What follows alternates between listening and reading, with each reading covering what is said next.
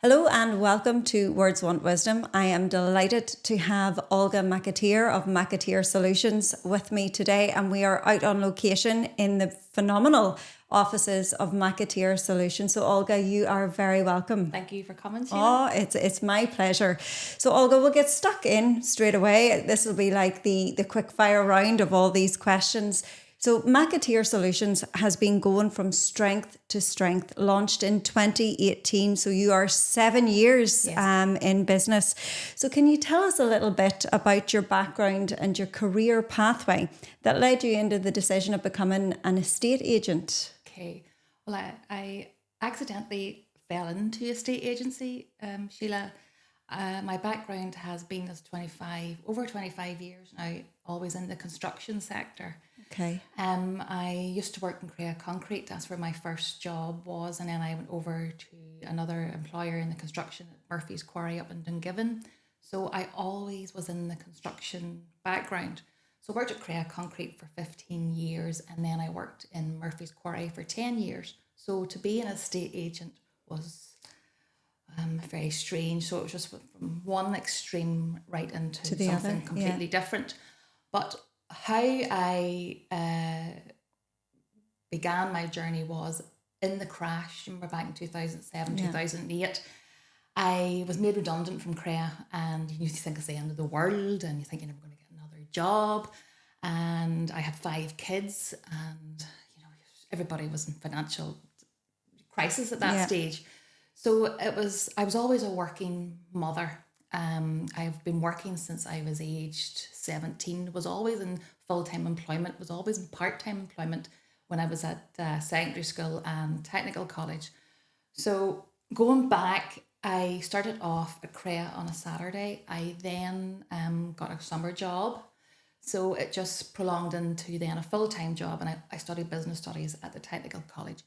Did not pass my GCSE Maths or English. I failed my 11 plus, but I was always just one of those girls that was just that wee bit more out there. I was just friendly, outgoing girl, liked style, and made lots of nice friends, was always a good little girl, and education was not my forte at that time because I was just into Irish dancing and up for the crack, and education was not really at that time important to me. But happy child and great working parents, and just happened to fall into a good job at Crea Concrete, and I liked it. It was business studies, and I went from one department into another department over the 15 years. Every time I went off to have one of my children, I always come back into a new job role, which was known back then whenever ladies went off to have a child. Maybe sometimes their job wasn't there whenever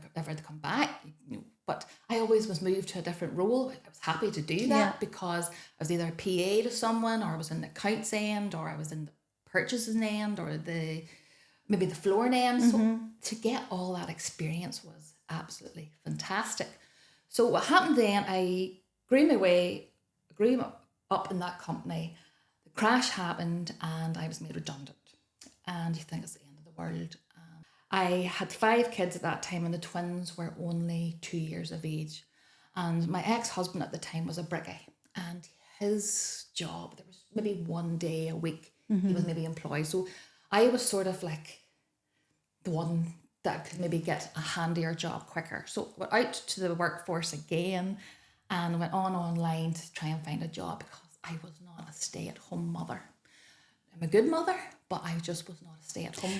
And I just want to kind of hold fire there. You don't have to justify that in any shape, way or form. No, but construction sector was completely dead in 2007, 2008. And I went online to try and find a job. Never been at a job interview in my life. And I thought, how am I ever going to get another job? And went online, found Marks and Spencer's were hiring retail. I said, can't go wrong with retail. Everybody wants clothes and need food. So went for an online application, got through to the 3rd stage, went for an interview in Ballymena in Marks and Spencer's, and I remember bringing my mother, and I says, Mommy, you push the twins along in Fairhill and I'll go in for this job interview. So went for the job interview in Marks and Spencer's, and the lady says to me at the end of the process, you know, she left the room actually for about 2-3 minutes, and she come back in again. She's going to offer you a job, and I went. I sort of expected to wait to hear, so I was a bit shocked. Like I thought, so there was them wee traits in me where where you can. It's whenever I do interviews, I can tell from nearly the first interview if I have a work or I haven't. And the girl gave me the job, and she says to me, "We'll send you the contract and we'll get the ball rolling." What happened then was about a week later, a guy I used to work with, he rang me and he says to me, "Olga, are you working?" And I says, it was Ambrose McCluskey. He worked at Cross Concrete Flooring at the time. He's an engineer now. He's his own practice.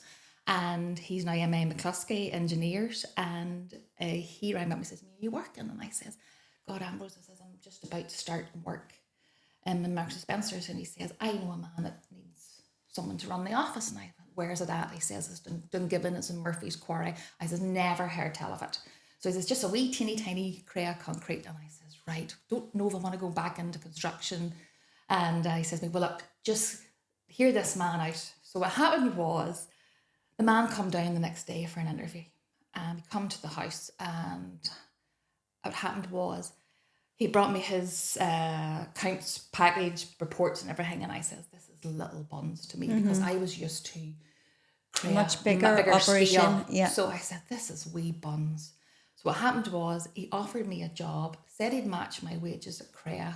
And I went, "Well, I really cannot afford to turn that down." So what happened was, I took the job, and he says to me, "Can you start tomorrow?" And I went, I actually I rang my old childminder, and she says, "Look, I'll take the kids back." I says, "That's great," because I wanted them really in a good structure, and went to work then at Murphy's Quarry. But I wasn't told the whole truth in the interview, because I was in there to troubleshoot and put out fires. Right. So I did that for 10 years, and I turned around, had to do a lot of paying off people, which is not a nice thing to do, and I had to try and save the business as best I could, and save jobs and pay creditors and get sales in, and that was not an easy job through a whole financial crash. Okay. Yeah. So I did that and worked there for 10 years. But what happened was, I got the name when I worked there as being a troubleshooter and saving things and sorting messes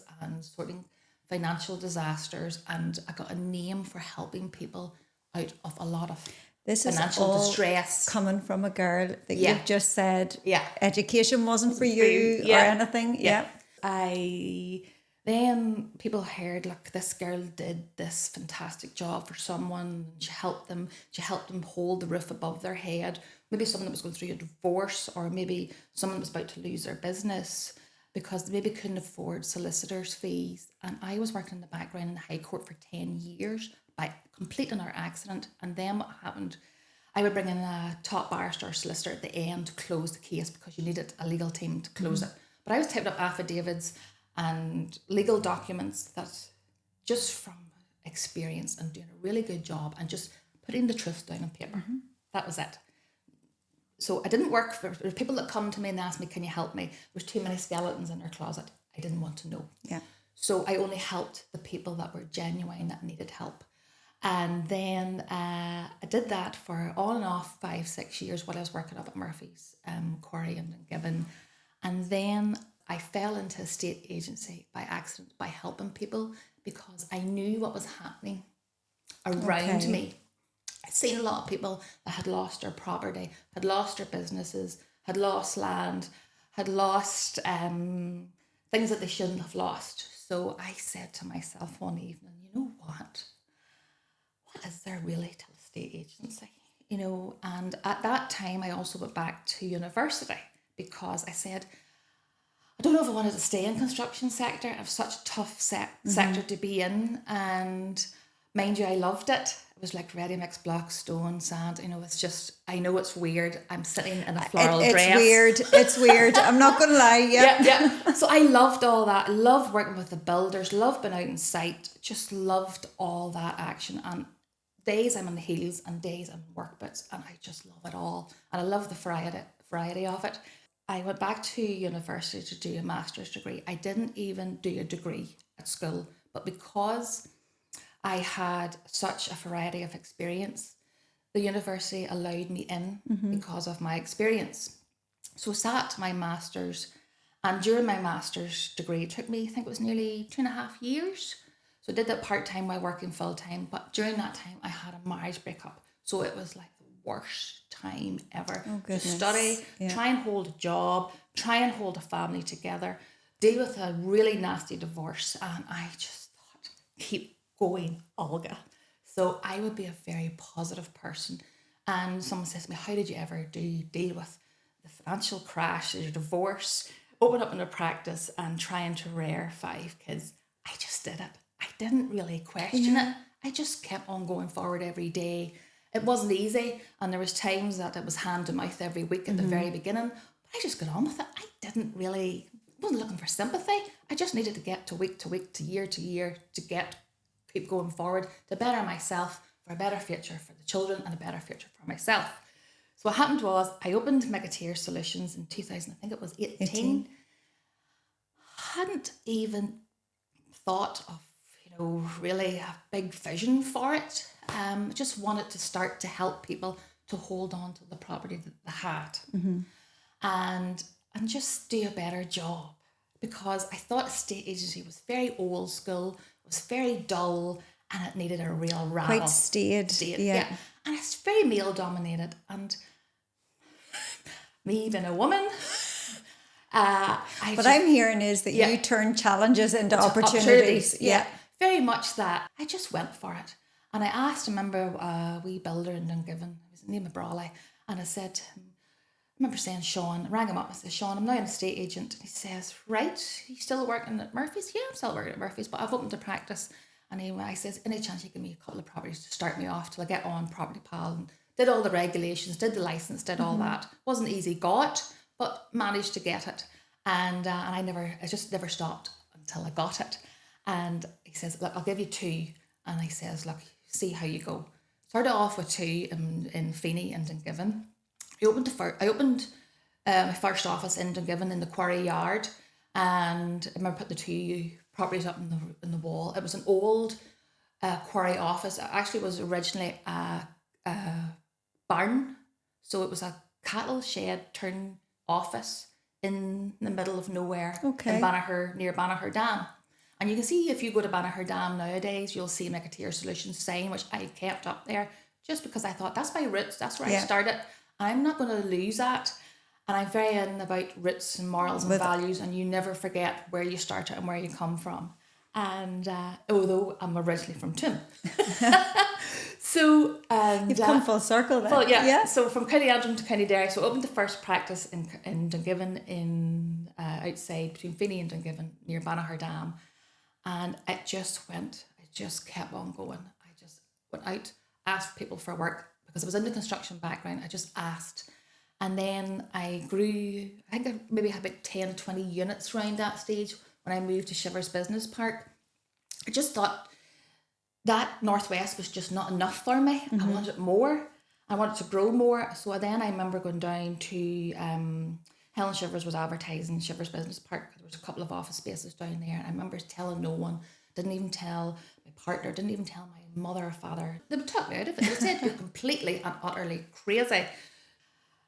And I says, right, how much is that office and can I have it? Signed up the contract within a couple of weeks, I think it was. Moved in the January. What year was the year of the pandemic? 2020. So had 2019 that was. I signed up, got the keys for the office at the Christmas week, got to do it up and things during Christmas. And what happened was moved in January that year, and then the pandemic hit, and I thought, just signed a 2-year lease. Pandemic has hit. I'm trying to grow, and the whole world has just shut down. So what happened was I then had one girl working for me, Emer, up in Dungiven, and I couldn't afford to keep her. That's just been honest. And I thought, how under God am I going to grow the business? I've just signed a 2-year contract. I have 2 offices to maintain, and there's there's nothing I can really do. So I had to unfortunately pay off Emer. Hopefully will be watching this. It wasn't personal. I know her family really well, and she's doing really great. And she was a great worker, but I just couldn't afford to keep her. Yeah, it's just the situation. It's just the situation I was in, and it's not a situation. And I know what it's like to be paid off. Yeah. I then went on to social media, and as you know, you follow us. I do. And I put out a video one day on, I think it was Facebook and LinkedIn and Instagram, and I just asked for work during the pandemic, because what was happening was, see if you had a rental property, people at the time, if nurses and doctors or whoever was working in that sewing, it was the first sewing where it was, what was the name for it? Key workers. Key workers. Yeah. So key workers were allowed to work, but they had to maybe move out of their property or their family. But I seen an opportunity out of the pandemic. There was a lot of empty space. A lot of businesses that were still key workers needed to maybe outsource bigger office space. And what happened was I seen an opportunity out of that. And anybody that had spare office space, please come to me. Anybody that had a spare rental property, please come to me, because I was going to put key workers in it. Yeah. So I then was filling positions, or we should say properties, with key workers. So say a nurse that couldn't stay with her relation or her elderly, I then got more work. Okay. In a bad situation. And offices that have been vacant, or units that have been vacant, they needed more unit space because there was other things happening, that there was masks needed to be made and all them things. So what happened was I seen an opportunity and I just took it and grabbed it. I remember walking Belfast Street one day, there was nobody walking on it. There was office space that we had. I was as far as County Fermanagh with rental property. I was everywhere in the north. But I remember being stopped several times, where you going, and you had to carry your ID and say where you were going. I grew during the pandemic. I took an opportunity. It just was a domino, natural growth knock-on effect journey. And then I moved into these lovely premises in Tunbridge about 2 years later, after the lease ended, because we needed more space. Yeah. And it was now we needed front high street space, so we moved to here, and then more staff was employed, and we opened in an office in Belfast, and now we have opened an office in London to try and break into the English market. Olga, I'm just listening to you here, and the whole way that you're talking, I am like, oh my God, because you are not afraid. Fear runs from you. Yeah, That's it. I love a challenge, and the bigger the challenge. Do you ever? That is unbelievable. Yeah. So I love a challenge, and if somebody tells me I can't do it, you're like, you want to bet? And I'll do it in these heels. Yeah, I'll do it in the heels or a pair of boots. So I remember actually, whenever I started off in estate agency practice, I remember I met a man, and I always tell this story. He met me, it was about 3 months into the estate agency practice, and he met me and he says to me, Olga, you'll never survive. And I went, that's like a red rag till a bull. And he says to me, you'll never survive, you have to be like the rest of them. And I went, this is the reason, you don't understand, this is the reason why I've become an estate agent, as to be not like everybody else. And to be a woman estate agent is very rare, and there are some amazing lady estate agents. I'm not going to name them because it's some of my competition, but it is very male dominated. And I remember talking to someone about 2 years ago, and they come from a really large global estate agency practice, and they're commercial and residential, and they actually rang me and they said to me, where did you come from? It was like nearly like you really don't really want to see you in the market. And I went, well, I'm here in a nice way, but I took it as a compliment, but there are a lot of male estate agents that don't want to see me here. I just can't help being a woman, and I have some amazing male business people, but it's very male dominated. Well, that leads me into the next question there, because as someone, I have noticed McAteer Solutions and the vibrancy and how dynamic it is, because estate agency for want of a better word we've talked about, is quite staid, you know. And you are so dynamic and vibrant, and whether you're looking for a property or not, everybody knows you and what you stand for in terms of your reputation. Even the name McAteer Solutions, you know, that's, you know, we're fixing this for you. We're going to sort it for you. But what makes the success even more notable is the fact, you've mentioned this already, that you are a woman in this very male-dominated business. And when I started, you know, thinking about reaching out and asking you, you know, would you be interested in sitting down with me?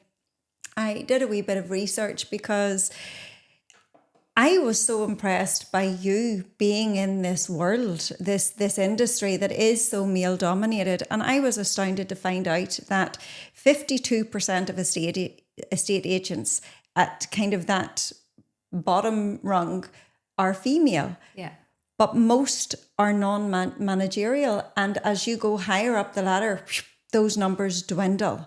So you've kind of started to share a wee bit with us, but can you tell us what you have done, either consciously or in hindsight, that helped you to usurp that statistic and that trend? Well, it was just by accident. I didn't intentionally go out to be a woman, you know, because we are in the top. We were in the top 10% last week. We're now in the top 8%. So I actually looked at statistics last week. So we are the top 8% listing estate agents in the north. McAteer Solutions. Yes. Wow. So there are 372 estate agents in the north. And we are sitting, as of today, number 25. Now, I remember that's phenomenal. Well done. That is. To get there. But a lot of that top percentage are male-run companies. There are maybe a couple, maybe say a handful of woman-run companies who actually physically own the company. You maybe could name them in one hand. Right. So we are one of the 25 in the top 8%. So, but what I did was, I didn't set out to do anything to say I'm a woman. It just happened to be by accident. It was just by hard work. I didn't go out and say I'm going to be a woman estate agent, I'm going to be in the top 10%. That wasn't my nature. It was just, I want to do a really good job. Grit and determination. I didn't go out, I want to be a woman entrepreneur, I want to be a female entrepreneur. It just happened by hard work, graft, values, morals and principles, and doing a really good job and just doing right by people, doing right by their property, and no corruption. I can walk down any street in Northern Ireland, I can walk down any street in any town, and know that I have done right by every person that we have dealt with. Now, some clients their property's harder than others, and some just take, we could sell a property inside 2-3 months, some take a year, just depends. And we always achieve the best outcome for the vendor and the buyer. So I can't say that I intentionally set out to be where I am. It just happened by sheer hard work. Would you say it was perhaps, in terms of your own character and personality, that you weren't going to be intimidated in that kind of that was what enabled you? You're probably spot on. Yeah. I didn't like to be intimidated, and probably the fact that I knew what was happening also in the background while I started to grow. There was a lot of male-dominated estate agents were trying to shut her down. They didn't succeed because we just got on with it. We didn't react. We just did a really good job. It was our values and morals and principles, but we disrupted the market. Yeah. So the answer to that was, we disrupted the market. We did things differently. We were on social media. We were doing live videos. We were doing take one videos on Instagram. We were doing videos on LinkedIn. We were advertising LinkedIn on as many social platforms as many as possible, and then that led us into the Northern Ireland Social Media Awards by accident. That's. I'm just going to. It's like you're reading my mind again here. So you actually won you were runners up because you have a very dynamic digital social media presence, and you were a runner-up in the Northern Ireland Social Media Awards 2023 for the best use of Facebook. And I just thought that was phenomenal, absolutely phenomenal. Yeah. So you were operating on, you know, the high street platform and the digital platform, and you were thinking in new ways outside the box. Yes. So there was definitely a value added there for you in your business. There was, because it made our brand and our name, McAteer Solutions, more aware. But we are also still very personable. So you have to tick all the boxes. You can't afford to stop being personable. You have to still, people walking off the street, they want to see you, they want to talk to you, they want to be able to communicate with you. We know a lot of other practices, there is not that communication, there's not that personal touch, and we deliver everything. And I cannot speak highly of my team. My team are professional. We all like a bit of banter and a bit of crack. Everybody's happy at their work. I think they are. Well, they told me they are. Certainly looks that way to me. So team are fantastic. I've got Janice, who's been here from day dot. She moved into Shivers Business Park with me. She's been here as longest serving member. Oren has been my second member. He's a estate agent. Janice does all the lettings and commercial and residential. She's in charge of all that. Oren does all the sales in the residential side, and he helps me out also in the commercial. And then we have Colleen, who's been the latest. No, Colleen's not the last member. Orla was. Colleen's the reception lady. She deals after the accounts reception, and she deals with the public day and day. And she is a natural. A really lovely way with her on the phone. And anybody that always has spoke to me has said, Colleen's fantastic. Janice is fantastic. Oren is a privilege to work for, very professional. And now I have my daughter working for me. Don't know how that's going to... That'll be... Don't know how that's going to... But Orla now is doing a lot of the marketing because... Orla's your daughter, is she? Fantastic. So Orla was actually at school, didn't like technical college, and I says, well, if you're not going to stay on, just come back and come into work because you're not sitting at home. So she has come in now to help us with the marketing, and she will do the overflow of the second viewings, and she's really... You need that person to fall back on. So Orla's been fantastic, and she loves being out and about. But... the answer to your question, what was it? The value added. Yeah. So we have just added so much value to real estate. We've disrupted the market. We've just done things differently, and the market needed it. Our clients are saying you are a breath of fresh air to work for, and you just deliver. You just say, you do what you say. We see that's something that I hear coming time and time again.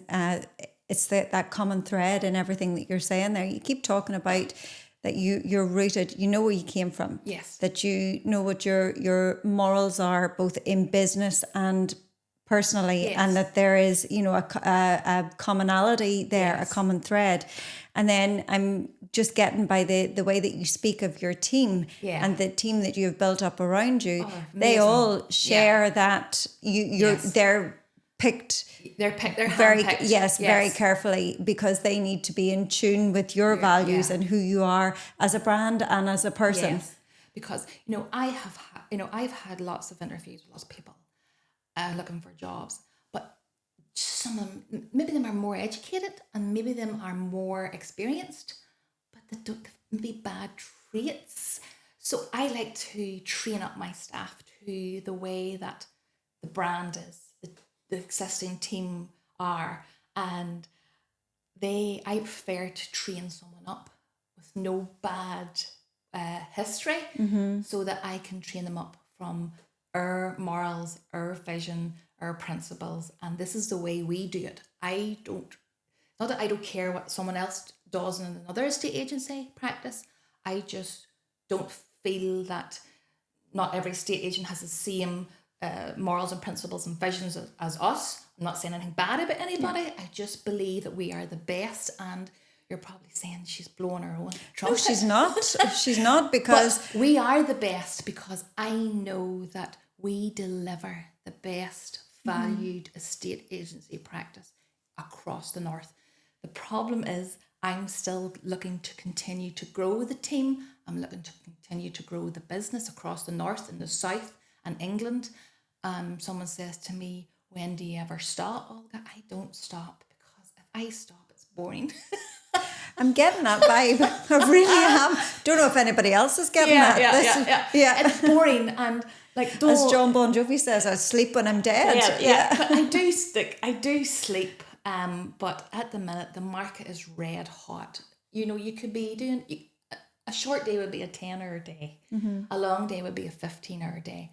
But I just I love it. You thrive on it. You find your niche. Thrive that, because to do your 10 or 15-hour day, you know that you have rang that person back.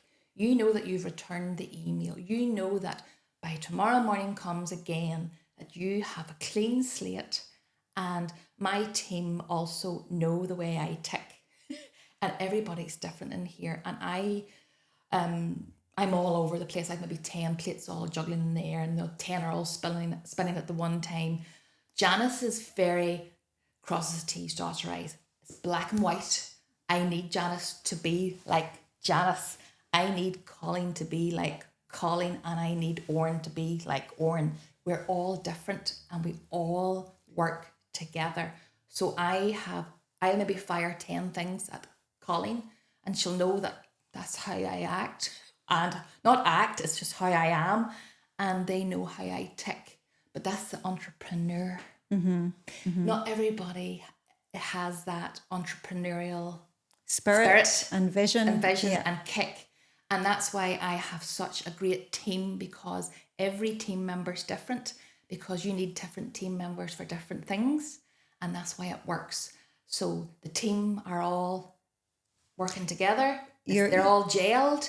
And everybody knows what I'm like. It's like, what an under God is she going to come out with next? I think they maybe look forward to it a little bit. Not really. Like, okay, so the challenges every day. Yes, very good. Very good. Well, I think what you have said there is so important for young people to hear today, because a lot of young people think that if they get their education, their A level, their degree, that's that box ticked. But that's only part of it. Yes. And whilst it's an important part, it's maybe not the most important part, because who you are as a person and, your work ethic, your values, your attitude, how you view and react to stressful situations, to challenges, all of those things are what, a really busy, dynamic workforce needs. Yes. For young people nowadays, it's so difficult. And I always say, if you can get a job early on in life, just don't sit at home on computer games. And I say to parents, just kick them out, get them a job. Sometimes you have to hand feed them. I remember dropping our Ewan off. Ewan's my middle child. And I remember all my children all worked. They were never given anything. They all were workers. And I remember driving Ewan about one time. He was looking a part-time job, and I said, right, Ewan, I'm going to put you into the car, and I'm going to drive you around several businesses. And actually, if people see you, no points just sending in your CV or whatever. I drove him around different hotels and restaurants and bars, and he got a job by walking into them, because it's very simple. Just simple. Just get off your backside, get off the sofa, and go and look for a job. Is that what you were saying about that first impression? It shows initiative. It shows drive. It's not mommy and daddy ringing for a job for you. And a lot of parents do that. Don't do that. No. Get your child to go out there and look for a job. And just go and ask it, whether it be at a petrol station, because petrol stations are struggling. I hear it day in, day out for staff. And coffee shops, anywhere at all, because it's a people, and it's communication. A lot of children nowadays don't know how to communicate. And because they're on phones and they're on computers. So get out there. And because you see, if someone comes to me for a job, I'm looking at their history.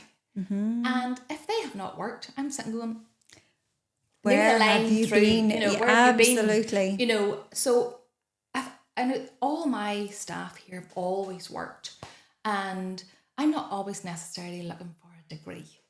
Now, I have my master's degree. It is not all singing and dancing. But if you have a degree and work experience, you are a winner. So I would always say to people, work experience is so important, and always get a part-time job if you can. And as to any young person, Absolutely. get up and get out there, because it'll pay out in the long run. Pays dividends, it really does.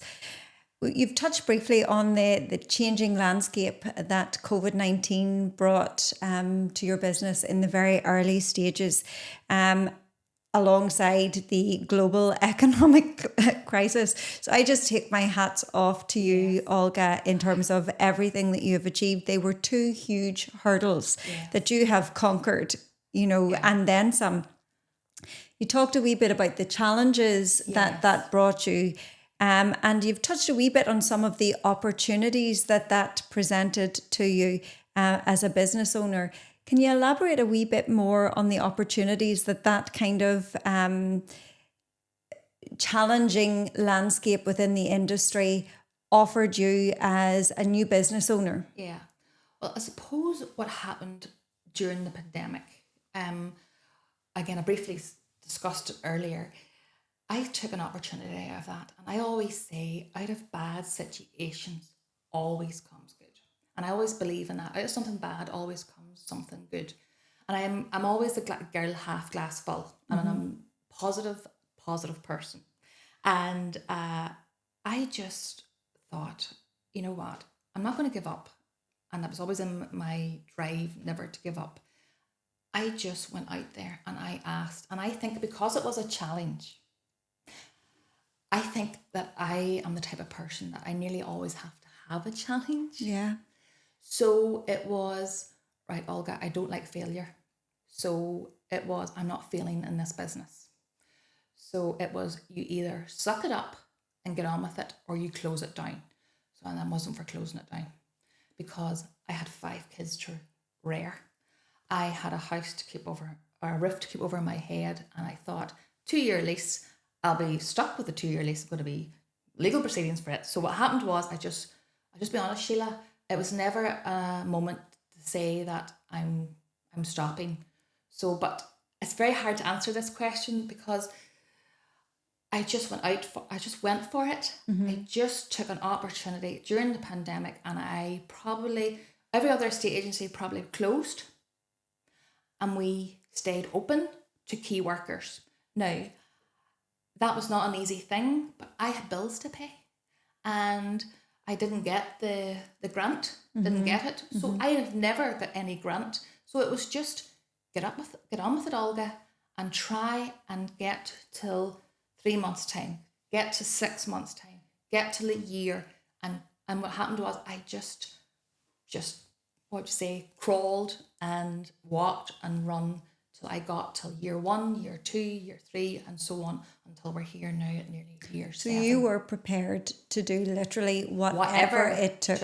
In whatever way. Yes. And if there wasn't an opportunity, you created an opportunity. Yeah. And that's certainly something that from when you were talking us through kind of what brought you to this, I'm like, my goodness me, most people, and I'm not even going to say most women, but most people, where they come back, so you had talked about coming back off maternity leave and a different job, your job not there. Yeah. That didn't faze you. You obviously cope well with change. Yes. And you're thinking, right, this isn't what I left, it's what I have now. I'm going to make the most of this and make it work for me. Yes. And that's a mindset, I think, that people maybe don't have as much of today. Yes. In terms of that resilience. Yeah. So again, I be very resilient. And when my friends say to me and my family say to me, what you have come through in the past 15 years is, how have you ever survived it?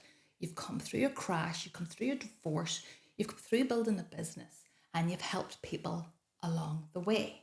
And don't get me wrong, it was rough, but I got there. So, and you feel better, you're more resilient, you're stronger, nothing really phases me.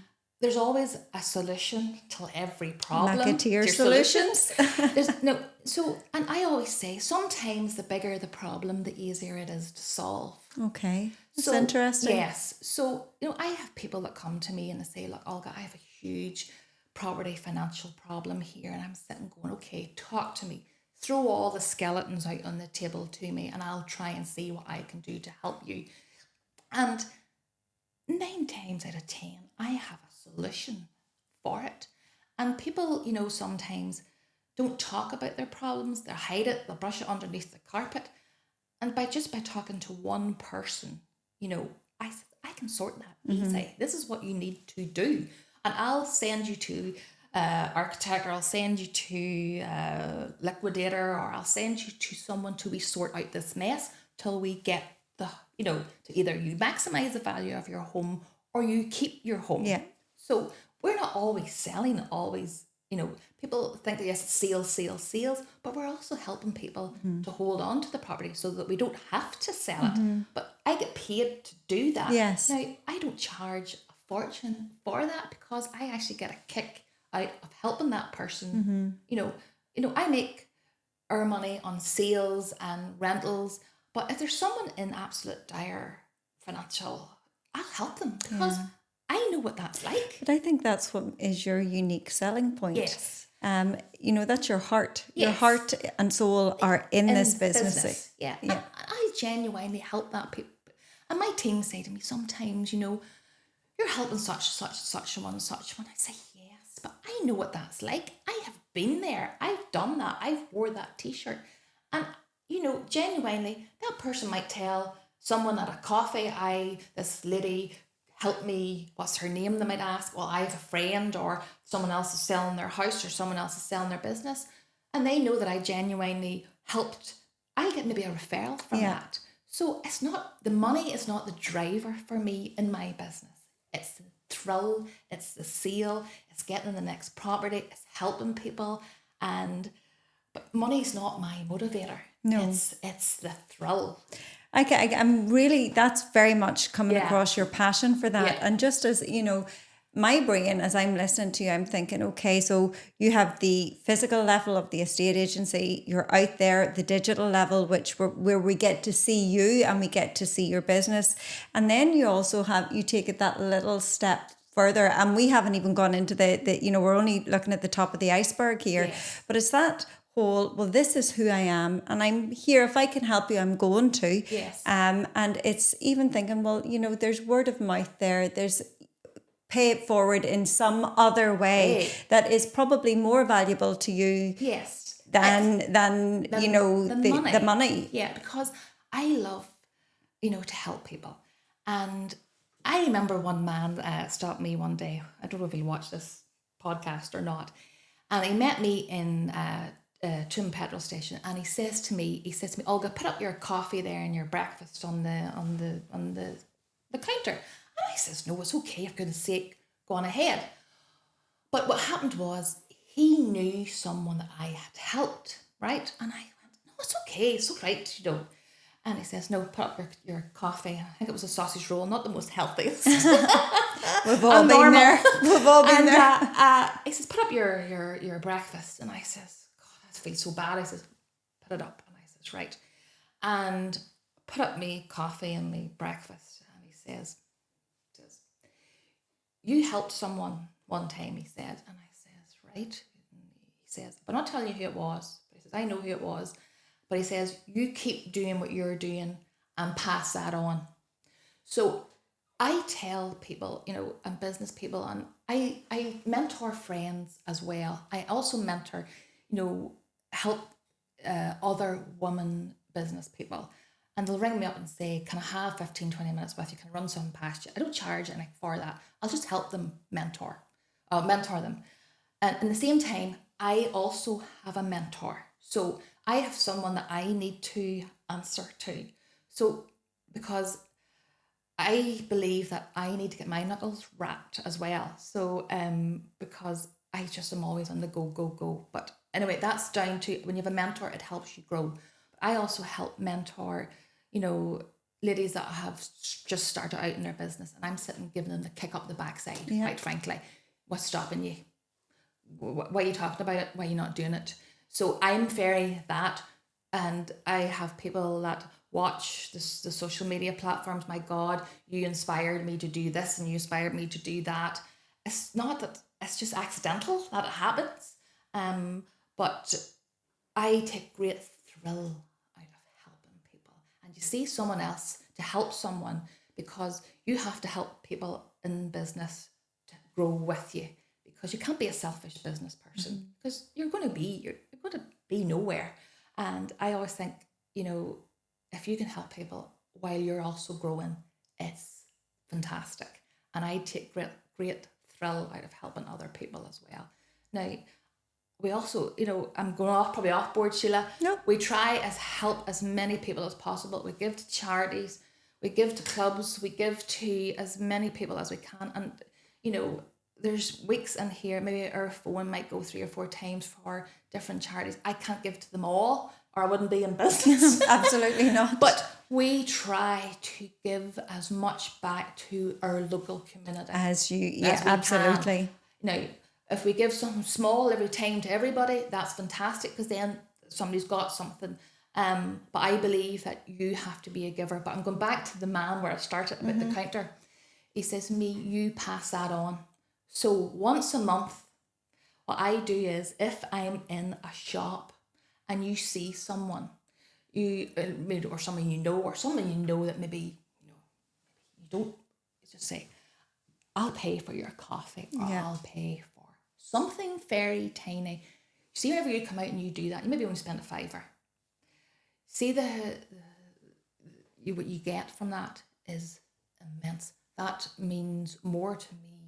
And you'll probably think I'm crazy by saying that. No. That means more to me. Yeah. I've done something small today, but I always believe that you should do something good every day by saying to somebody, if there's a nice hairdo, or with a nice dress, or a nice suit for a man, you be nice to everybody, because you should treat people the way that you expect to be treated. And the same for our team in here. I have some banter with the team in here, and the team look at me and think, what is she going to say or do next? I want to work for you, Olga. I'm just saying that. But how do I get a job here? Everybody says that to me. You have your team, some crack in your office, but everybody's working. Yeah. We might have crack, but you're productive. Yes.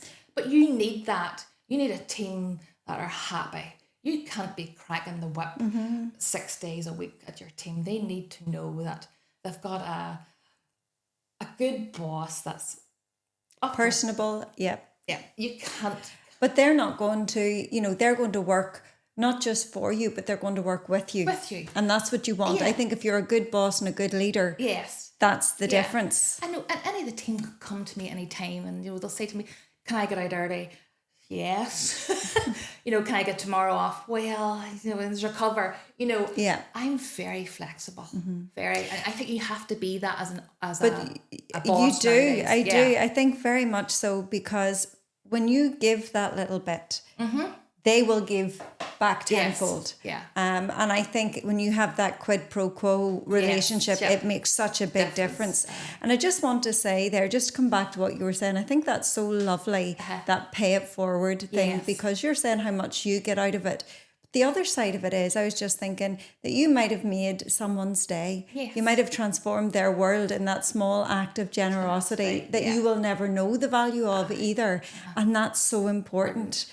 And I think that, again, it just comes full circle back to your ethics as a business person, as a person, as a human being as well. And if your children are watching this, wow, they should be so proud of their mum. They might not be. They will be. She is again on a podcast. Not at all. I'm just thinking they will be so proud of you. They really will, because even to hear that story, and I'm sure they know it, but just to listen to it as well, it'll, incentivize them and many others along the way.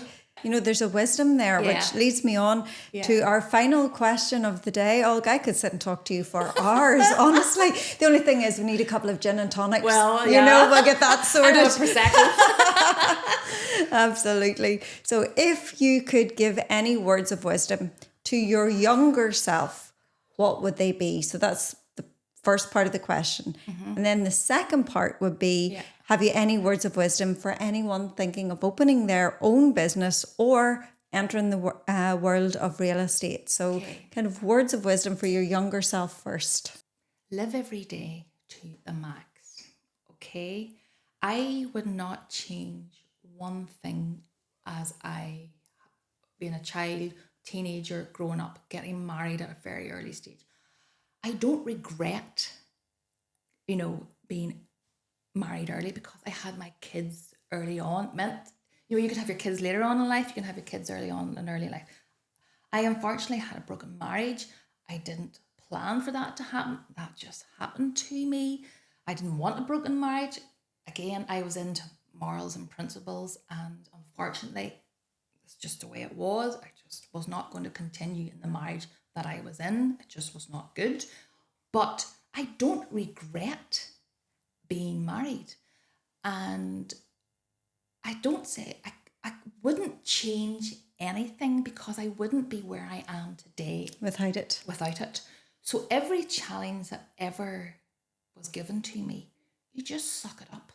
Any problems that have come to you, or any young person, deal with it. Don't bury it. Deal with it. Mental health is very important as well. We haven't even touched on it. I am very lucky. My mental health, how and under God, it was never challenged, because probably, again, I'm the half full glass girl. Yeah. It was my mindset.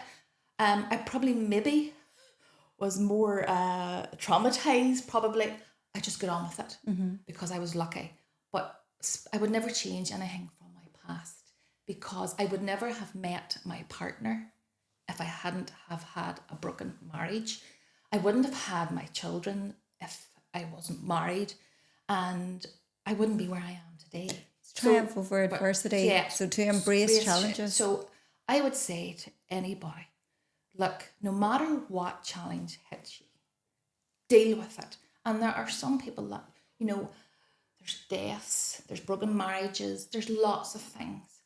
Just make the most of your life. Go forward, live it to the max, do good, don't do anybody any harm, and just be a good person. And be a worker. And if you want something, go and work to get it. And that's just, again, we're going back to all my principles. It's always been entwined. I just can't help how I'm made. It's how I tick. But for any young person out there, just go out and find your passion and just go for it. If it's education, if it's work, if it's an apprenticeship. And one thing I would say is apprenticeships are absolutely fantastic. You could be a late starter in your education. If you're not good at school, that's okay. Go and do something that you are good. I know friends of mine that have children and they're not educational, but they've huge entrepreneurial skills. They may be good at fixing cars, maybe good at selling cars, they may be good at selling animals, cows, sheep. That's just got those wee traits. But I know they're going to be successful because they're not educational, they're not interested. I think there's, we have to realise that it's not a one size fits all society. Yes. Where everybody is unique and they have their own talents, and some might be academic, some might not be. Yes. And you go where you fit. Yes. So you just find, I always wanted to probably be in a really high job. I just always wanted, I didn't know where I was going to end up in concrete, but I wanted to be high up. Didn't get there, but I knew I had them traits to be in a high position. Then I actually accidentally fell into Murphy's Quarry, which we haven't even touched on. I ended up by accident buying that quarry. Oh my goodness. So, how did you not mention that at the time? But that was an entrepreneurial thing at the time. It happened out of an opportunity. So I didn't intentionally go to buy that. I just saw an opening to purchase that quarry because construction was always in it. So I actually, it's weird for a woman to be a quarry, own a quarry, but that happened by accident. Again, like the estate agency, it happened by accident because that's the entrepreneur in me. Yeah. So, but that's another growth program for 5-10 years time for a quarry while I grow the estate agency practice.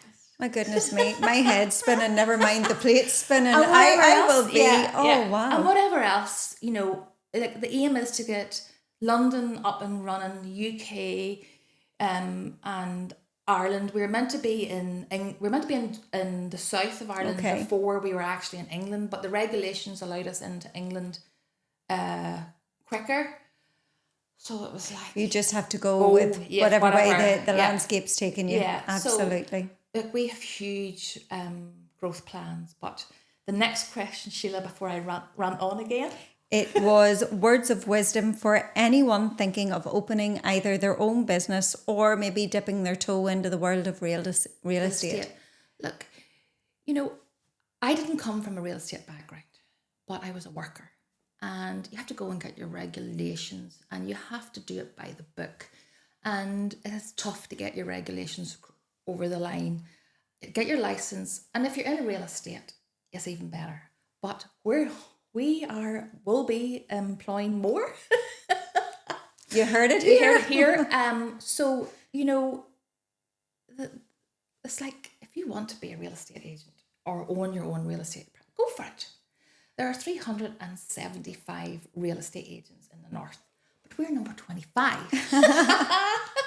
So, I like this. Yeah. So you're going to have competition with Olga. But look, if you want to own your own business, dip your toe into it. Don't just go full hog into it because financial restraints. Do your job. If you're working a job, tip your toe. You know, that's how I started. Yeah. Dip your toe in. And work and maybe create a business. And build you through the opportunities that present itself. Or if you can afford, buy a business, but risky. But look, I always say to anybody, the mobile phone is a laptop in your hand. You can run a business from your phone. Mm-hmm. And if you're entrepreneurial, you can sell anything, anywhere from a phone. So I would say to any young person, any middle-aged person or mature person, if you want to open a business, just go for it. Just go for it. Well, I think those words need to be, they're worth their weight in gold, I can tell you, because this is, you know, the context in which we're sitting is evidence of that. Olga, I have thoroughly enjoyed chatting with you today, and you are a fount of wisdom and experience and inspiration. So thank you so much for taking the time out to talk to me and to share your experience with everyone. Thank you for asking me. And I really enjoyed it. Thank you. Thank you, Olga.